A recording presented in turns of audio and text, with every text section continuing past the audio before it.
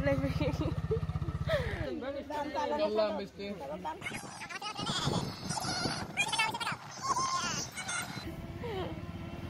did already. Lapinabo, so ito na yung last part ng video namin nung nasa village kami. So, tagal na tapos. So, mga 4 na part yung na-edit kasi medyo mahaba. And this one, lang siya, maiksi. So, ayan, pabalik na kami sa Joshore. So, tanghali na ito. So, ayan, naghihintay na kami ng van.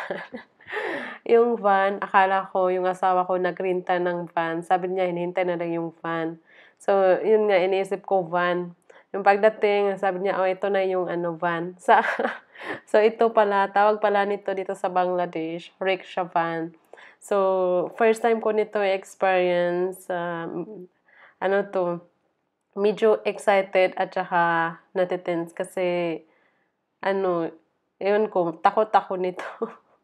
So, ayan, gusto ko lang din na subukan, experience. So, sabi niya, since nandito tayo, mag-experience tayo ng ibang bagay. So, ayan, ito yung namin, kinuha nila.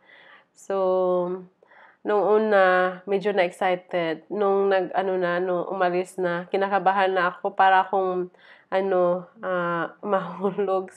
Siguro, nag-isip ako ng masyado, nag-overthink. Kaya, hindi ko to siya masyadong na-enjoy. Lalo lalo na 'pag pero humpy na daan, yung tawag ba nito? So, parang akong mahulog. So, grabe yung ko niyan, tense. Tapos mga 50 minutes or 40 minutes, more than 30 minutes yung biyahe namin nito papunta sa next stop.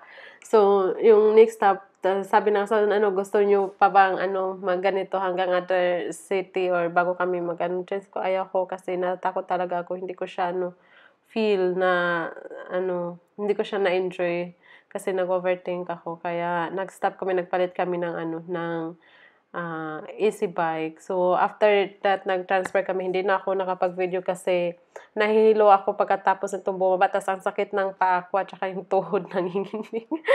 So, okay na din siya na experience. Pero gusto ko next time, gusto ko pa rin siya i-try